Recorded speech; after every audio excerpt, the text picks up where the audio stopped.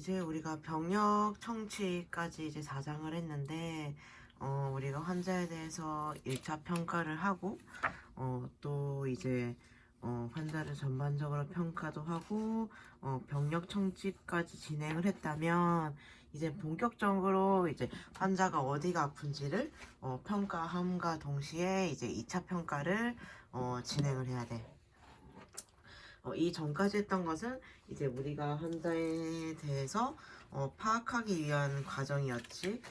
그래서 환자가 무엇을 앓고 있는 질병이 있으며 뭐 먹는 약이라든지 주로 환자의 기본 사항에 대해서 이제 파악하는 거였고, 이제 기본적으로 알아야 될 것이 끝났다면 이제 이 환자가 어디가 아픈지를 이제 우리가 파악을 해서 얼른 치료 방향을 정해야 하기 때문에 이제 평가에 관한 이제 얘기가 나온단 말이지. 그래서 우리가 그 실습을 하면 또 좋은데 또 이렇게 또 갑자기 안 좋아져서 비대면을 하다 보니까 이제 이론을 쭉쭉쭉쭉 하고 있는데, 사실상 이 책에서 주의 깊게 봐야 할 부분이 이제 2차 평가 이 파트란 말이지. 그래서 5장을 보면은 되게 챕터가 양이 조금 많아.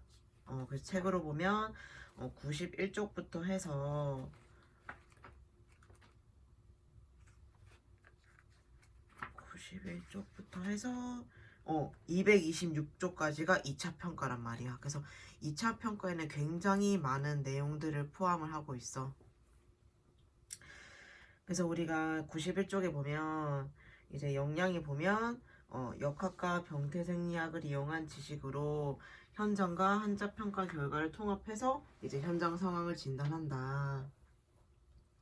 그래서 이 과정은 평가를 수정하고 처치 계획을 세우기 위해 임상적 근거에 따라 감별 진단 목록을 개별해 나가는 것을 목표로 한다.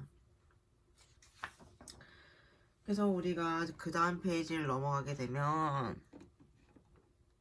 핵심 용어들이 나와. 이 2차 평가 이 파트에서는 여기에 적힌 단어들이 나올 거란 말이지. 그래서 이 핵심 용어에 나오는 의학 용어 정도는 외우고 있었으면 좋겠어. 대부분이 우리가 봤던 용어거든.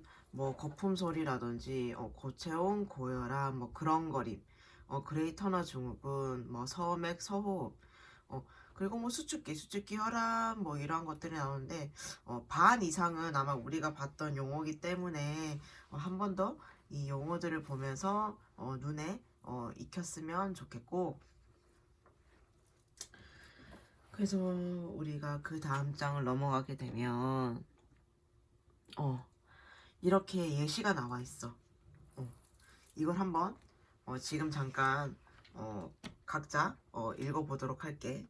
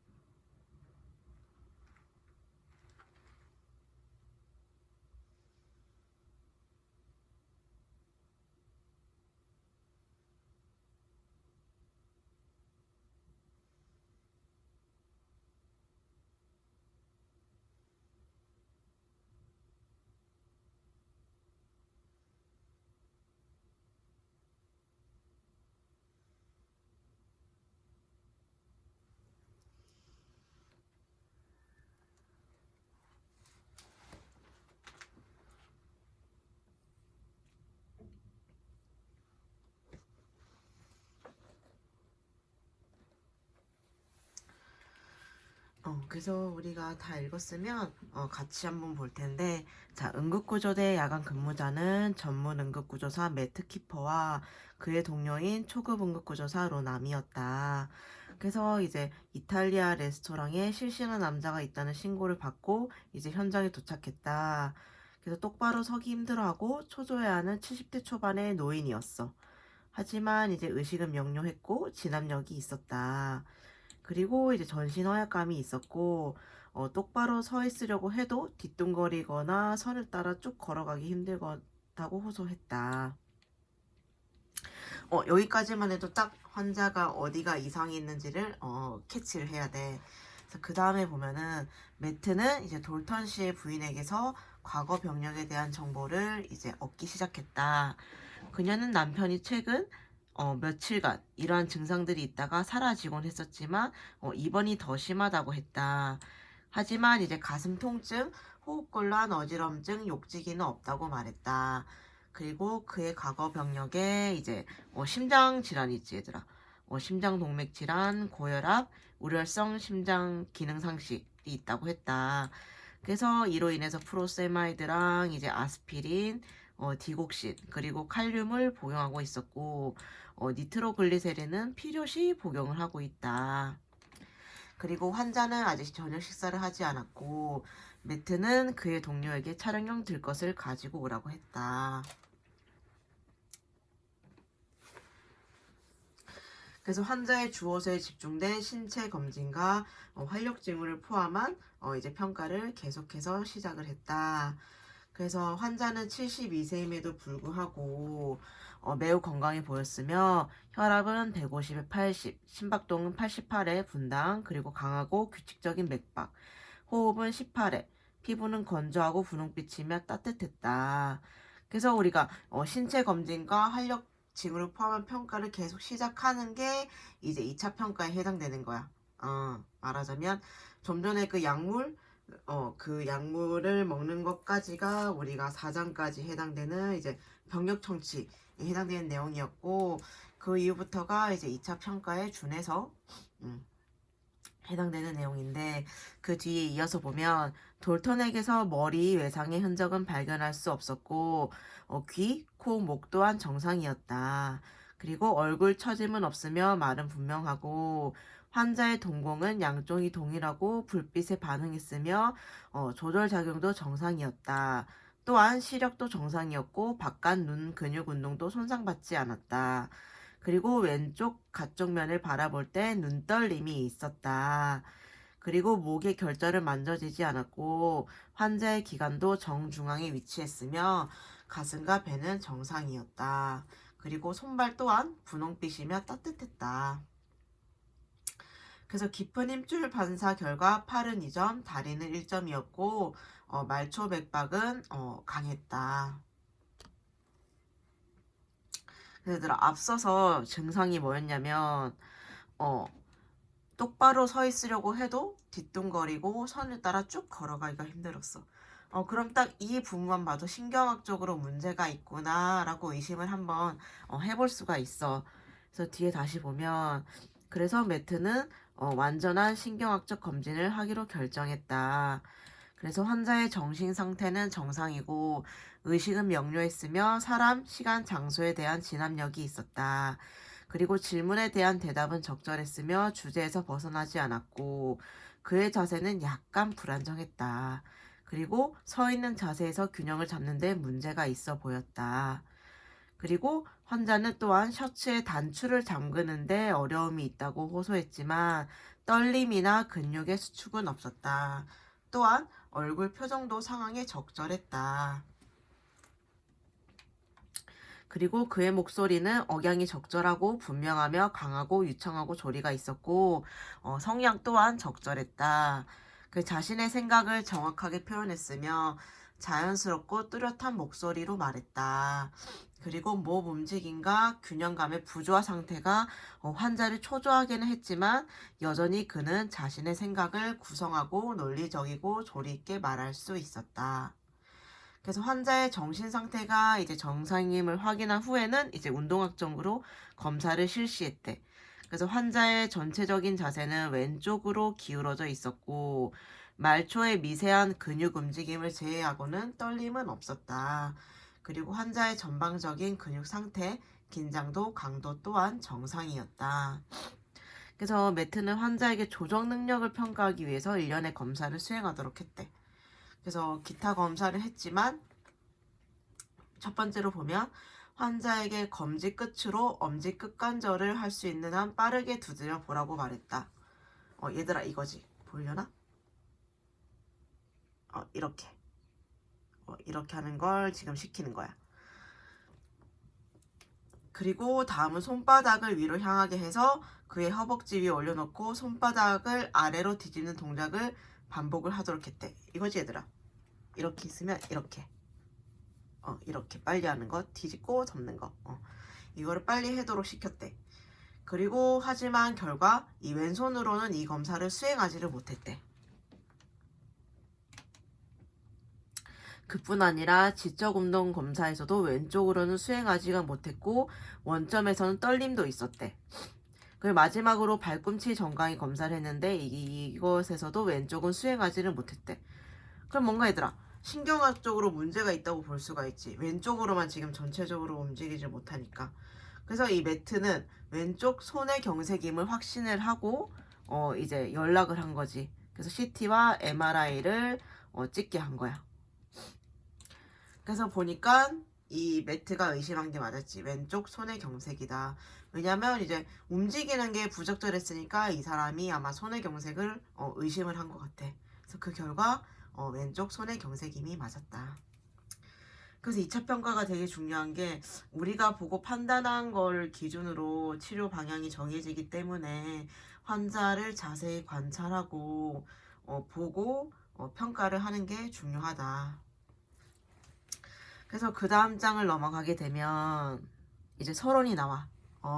그래서 2차 평가의 목적이 나오는데 2차 평가의 목적은 환자의 1차 문제를 포함해서 응급구조사가 의심하는 요인을 찾기 위한 집중 신체 검진을 수행하기 위함이다. 그래서 현자 평가를 하는 동안에 심혈관계, 호흡기계, 그리고 신경계와 같은 주요 신체 계통과 관련된 신체 소견을 찾아야 할 것이다. 그치? 또한 이제 눈, 귀, 코, 그리고 목구멍과 같은 주요 해부학적 부위도 평가해야 할 것이다. 그래서 앞전에서 얘들아 이 사람도 다 평가를 했어. 눈, 귀. 다시 올라가 보면 여기 있지? 머리 다음에 이제 환자의 귀와 코, 목구멍은 정상이었고 말도 분명하게 했다. 그래서 양쪽 동공도 동일하고 불빛에 반응하고 조절작용도 있었고 기관지도 정중앙에 위치했다. 그리고 가슴과 배도 정상이었다. 해서 여기 다시 보면 눈, 귀, 코 그리고 목구멍과 같은 주요 해부학적 부위도 평가를 해야 한다. 그래서 만약 응급구조사가 병원 전 현장에 종사하지 않고 산업체 채용 신체 검진 기관에 근무하게 된다면 여기에 제시된 전신 신체 검진을 수행할 수 있어야 한다. 그래서 그 일반적인 접근이 있어. 이제 어떻게 환자에게 접근을 해서 평가를 해야 되냐 보면은 응급구조사가 응급 상황이나 그 외 장소에서 어떻게 환자에게 접근하는지가 효율적이고 효과적인 환자 평가를 결정하게 된다. 그래서 대부분의 환자들은 신체 검진을 두려워한다. 그들은 노출되었다고 느끼고 상처받기 쉽고 아픈 과정을 두려워한다. 그치? 예를 들어서 내가 만약에 넘어져서 다리가 너무 아파. 왜 무릎만 쓸려도 얘들아 다리 움직이는 것조차도 아프게 느껴질 수가 있어. 그렇기 때문에 만지는 걸 싫어할 수가 있거든. 그래서 아픈 과정을 두려워할 수가 있다. 그래서 이러한 두려움은 이제 응급 상황에선 더더욱 커진다. 그래서 이 불안을 이해해주는 것 또한 이제 응급구조사로서의 역할이다. 그래서 병력과 신체 검진을 마칠 때까지 자신감과 능숙함을 보여주어야 한다. 왜냐면 내가 환자라고 생각해봐 얘들아. 근데 의사 선생님이 되게 어눌하고 버벅대. 그러면 우리가 의료진에 대한 신뢰감이 안 가겠지. 그로 인해서 나 또한 더 불안해지게 되는 거야. 그렇기 때문에 우리가 병력과 신체 검진을 마칠 때까지 자신감과 능숙함을 보여줘서 환자가 불안해지지 않도록 해줘야 한다. 그리고 이제 진정성 있는 동정심과 관심을 전달할 수 있는 적극적인 경청 또는 안심시키는 목소리, 몸짓으로 개인적인 손길을 더해야 한다. 그래서 우리가 검진을 할 때는 무언가를 반복적으로 할 때 우리는 방식을 형성하게 돼. 그 신체 검사도 마찬가지로 환자를 평가할 때는 개인적인 체계 또는 방식을 확립해야 한다. 그래서 왜 똑같이 하더라도 개개인마다 하는 방법이 다르잖아. 그게 이 패턴을 말하고 있는 거야. 그래서 개인적인 체계 또는 방식을 따른다면 검진의 일부를 확실히 빼먹지 않을 것이다. 그래서 우리가 국가고시 실기에도 얘들아 순서가 있어. 순서가 있지만 개개인마다 그것을 익히고 기억하는 방식이 다 다르단 말이지. 그래서 자기만의 방식으로 기억을 해서 좀 더 잘 기억할 수 있게 하잖아. 그래서 이 2차 평가도 마찬가지인 거야.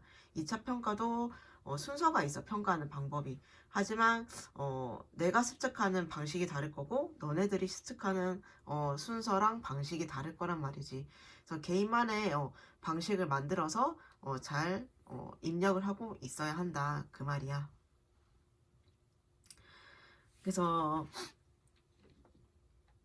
응급구조사는 이제 어린이와 특수한 상황에서는 그들의 검진을 변형시켜야 한다. 그래서 이때도 응급구조사는 자신이 따르는 또 다른 방법을 만드는 경향이 있다. 그래서 자신만의 방법으로 이제 능숙함을 유지해야 한다는 거야. 그래서 이 능숙함이라 하면은 하루아침에 만들어지는 것이 아니거든. 그 일을 반복적으로 했을 때 그 일이 나에게 딱 달라붙어서 능숙하게 나오는 거지 하루아침에 만들어지진 않아. 그래서 능숙함은 임상 경험을 통해서만 얻을 수가 있다. 환자의 주호소에 집중된 병력과 신체 검진이 능숙해지는 때가 올 것이다. 그래서 응급 상황에서 응급구조사가 예민하고 불안하다는 것을 결코 환자가 어떤 것이든 알게 해서는 안 되며 환자에게는 안정되고 전문적이고 자신감 있는 태도만 보여주어야 한다. 그래서 예를 들어 이거지. 우리가 만약에 병원에서 근무를 하다 보면은 ABG를 할 때가 있어 얘들아.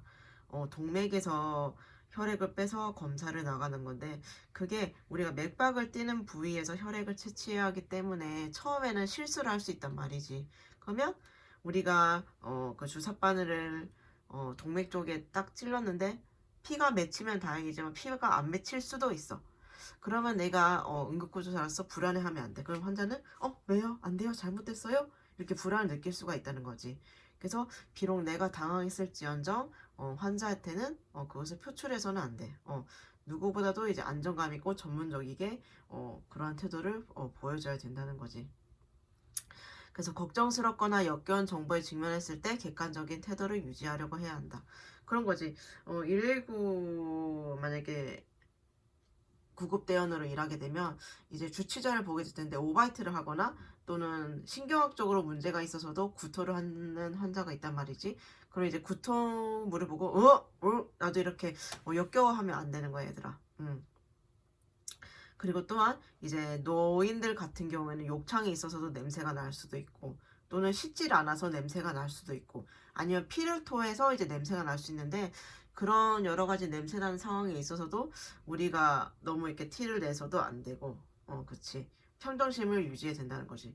내가 그렇게 당하게 되면 그 환자는 더 부끄럽고 더 수치심을 느낄 수가 있어.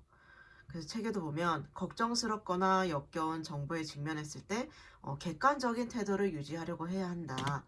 그래서 심각한 욕창, 비정상적인 성적 이야기나 더러운 냄새가 나는 위장 분비물 등은 경험이 많은 임상에서도 평정심을 잃게 되는 상황이다.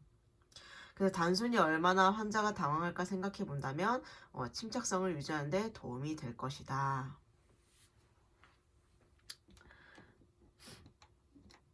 그래서 여기 줄 쳐진 데 보면 응급구조사가 환자에게 사용하는 기술들은 환자의 병력 수집, 안정의 도모, 의사소통 능력, 그리고 잠재적인 질환의 가능성에 따라서 다양해질 것이다. 그렇다면 이제 신체 검진을 이제 어떻게 시행을 해야 되는지 순서가 나와 있어. 그래서 오른쪽에 내용 요약의 작은 표를 보면 신체 검진의 기술에는 시, 촉, 타, 청이 있어. 시진, 촉진, 타진, 청진. 그래서 앞글자만 따서 얘들아 시촉타청 이렇게 하면은 좀 더 외우기가 쉽단 말이지. 그래서 이 네 가지 기술은 이 전형적인 신체 검진의 기본이 된다. 그래서 얘들아 시진이 뭐니? 말 그대로 우리가 보는 것을 말하는 거잖아. 그치? 응.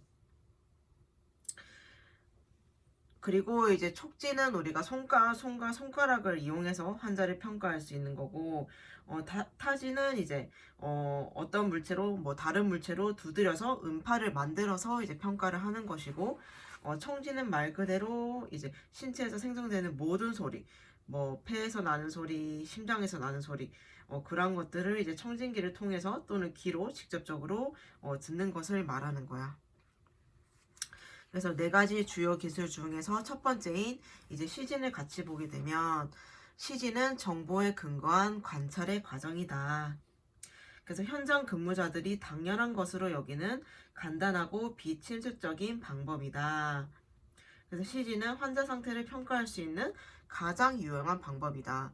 왜냐면 우리가 딱 환자를 보자마자 여기 네 가지 중에 시행할 수 있는 것이 시진이지. 우리가 눈으로 환자의 전반적인 상태를 빠르게 스캔을 하는 거지.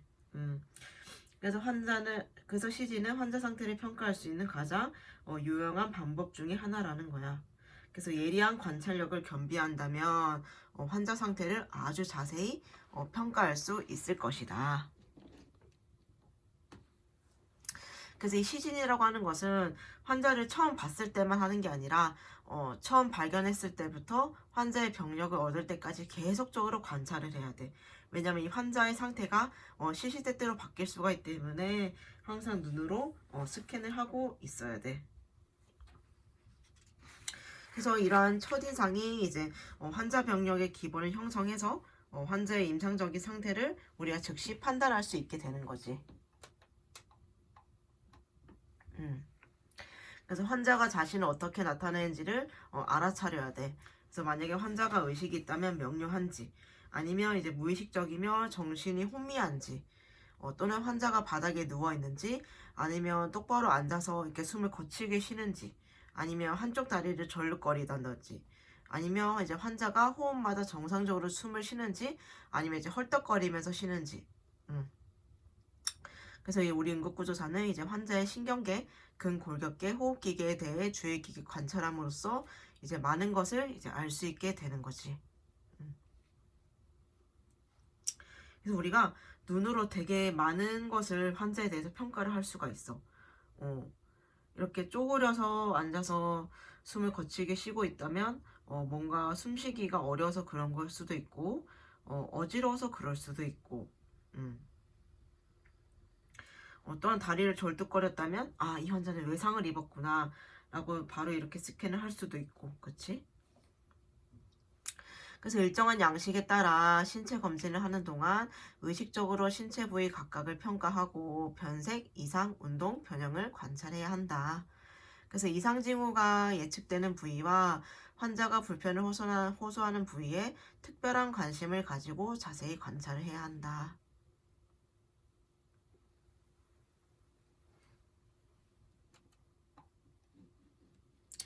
그래서 여기 예를 들어 보면 환자가 뒤틀린 자동차 핸들에 가슴을 부딪혔다면 가슴벽에 비정상적인 상태가 나타날 것이라고 예측할 수 있다. 그래서 만약에 교통사고가 났어.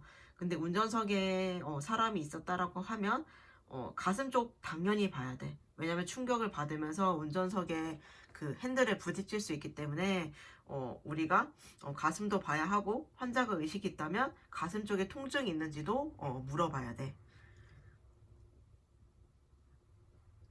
또한 이제 기억해야 할 것은 환자가 응급실에 도착할 때까지 심한 타박상으로 인한 피부 변화를 이제 발견하지 못할 수도 있어.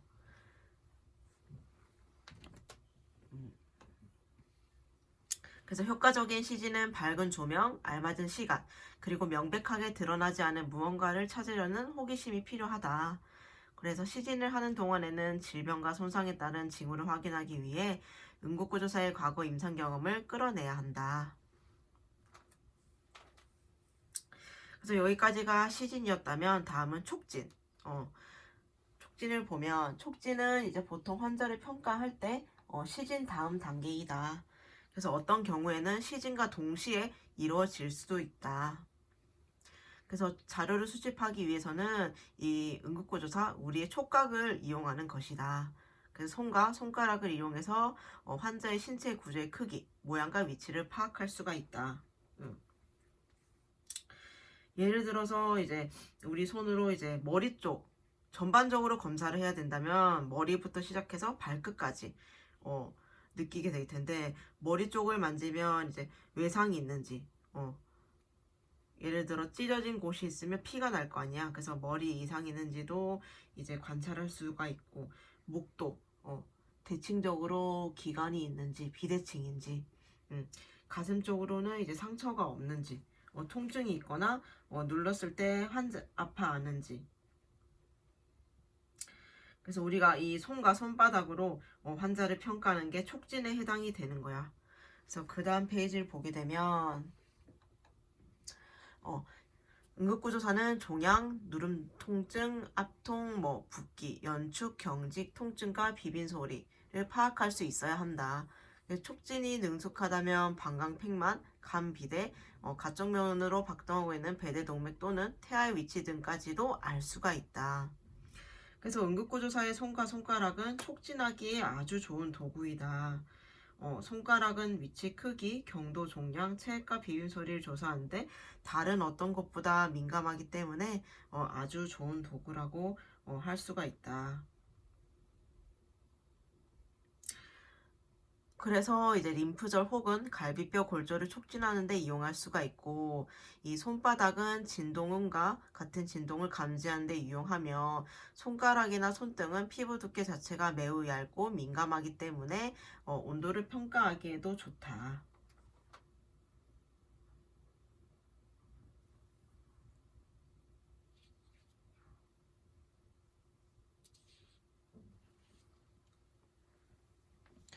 그래서 우리가 손을 이용해서 하기 때문에 얘들아, 우리가 손톱에 있어서도 항상 관리를 해야겠지 얘들아. 만약에 삐죽한 게 있으면 환자가 행여나 찔릴 수도 있고 불편해할 수가 있어. 그리고 본인이 다칠 수가 있고, 손톱이 부러짐으로 인해서. 그렇기 때문에 오른쪽 마지막 단락을 보면 촉진은 환자에 대한 신체 검진 중 한 부분에 손을 올려놓음으로써 시작을 한다. 그렇기 때문에 환자를 대할 때는 불편감이나 손상을 피하기 위해서 손을 따뜻하게 하고 손톱을 짧게 깎으며 조심스럽게 촉진을 수행한다. 그래서 이러한 행동은 촉진을 치료적이며 존중받는 검진이라고 느끼도록 도와준다. 그리고 이제 그 다음이 타진. 타진을 보면, 타진은 어떤 물체로 다른 물체를 두드려서 음파를 만드는 것이다. 그래서 이 기술은 한 손의 손가락 관절을 다른 손의 끝으로 치는 것이다.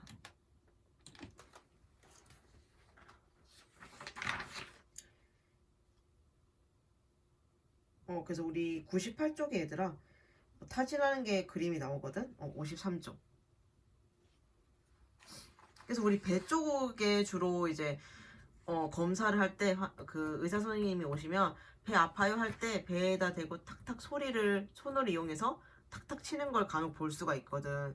그게 타진인데, 이 충격으로 진동이 일어난 4에서 6cm 밑에 신체 조직으로부터 음파가 만들어진다. 그래서 이 음파를 타진음으로 듣는다. 그래서 이걸 통해서 이제 공명음이나 저하된 공명은 타진 아래 부위가 공기, 체액 또는 정상 조직으로 이루어져 있는지를 나타내고, 각 소리를 듣고 이제 그 이변을 평가한다. 그래서 밑에 표 5-1에 보면 얘들아 이렇게 나와 있어. 가슴팩만은 과도 공명음, 공명음, 타금, 평평음. 그래서 이 타진음에도 무려 5개의 종류가 있어.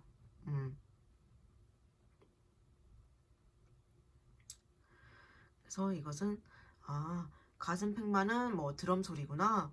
과동 공명음은 울리는 소리구나. 그 공명음은 속이 빈 소리를 말하는구나 해서 음이랑 그 해당되는 설명쯤은 우리가 기억을 하고 있었으면 좋겠어. 그리고 이러한 종류가 있구나 하고 기억을 하고 있으면 좋겠고, 그 다음에 이어서 보면은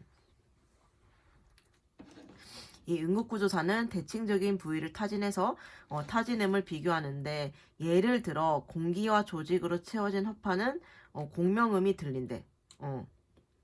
그러나 이제 우리가 알고 있는 기흉이나 또는 폐기종의 경우에는 가슴에 공기가 채워져 있어 과도 공명음이 들린다. 그리고 혈흔 같은 경우에는 이제 흉곽에 혈액이 차 있어서 타진 부위에 둔탁음이 들린다. 그래서 과도 공명음이라든지 이런 둔탁음 같은 게 비정상적인 소리에 해당이 되는 거지. 그래서 타진하는 방법에도 세 가지의 방법이 있대. 그래서 타진에는 세 가지 기본 유형이 있는데, 직접 타진법, 그리고 간접 타진법, 그리고 주먹 타진법이 있대. 그래서 직접 타진법은 이제 손가락 끝으로 환자의 피부를 직접적으로 두드리는 방법이고, 단순히 손가락으로 가볍게 재빠르게 툭툭 치고 바로 손가락을 떼면 된다. 그래서 이 방법은 환자의 이마뼈나 위턱뼈 격골 부위를 타진할 때 사용이 된다. 그리고 이제 두 번째로 간접 타진법이 우리가 보편적인 방법으로 사용되는 거야. 한쪽 손을 이제 타진하려는 부위에 올려놓고 다른 손 쪽의 손가락을 두드리는 표면으로 삼는다. 그리고 다른 손의 가운데 손가락 끝으로 올려놓은 손가락의 먼 쪽의 손가락 관절을 빠르게 친다. 그게 우리가 그림에 나와 있는 5-3번이야. 우리가 보편적으로 가장 많이 사용하는 방법. 그래서 이때 두드릴 때도 어깨와 아랫팔을 이용하는 것이 아니라 우리 손목으로 그냥 통통 튕긴다는 생각으로 가볍게 두드려야 돼. 그래서 손가락을 뒤로 빠르게 움직여야 소리가 약해지는 것을 피할 수 있다. 그리고 세 번째가 이제 주먹 타진법인데, 이것은 통증과 염증 상태를 파악하는 데 사용이 된대. 하지만 이때도 주의할 것은 과도하게 통증을 유발시킬 정도로 이제 세게 치면 안 돼. 그래서 이것은 신장염 환자를 검진할 때 갈비뼈 척추각에 빈번하게 사용이 된다고 해. 그래서 우리가 요로결석이 의심될 때 얘들아, 이 신장 여기 밑에 쪽이 있잖아, 뒤쪽에. 그래서 똑바로 앉으라고 해서 그 신장 부위를 약간 주먹으로 탁탁탁 쳐볼 때도 있거든, 여기가 아픈지. 그래서 이 주먹 타진법도 종종 사용은 해. 하지만 주로 많이 사용되는 것은 간접 타진법이다.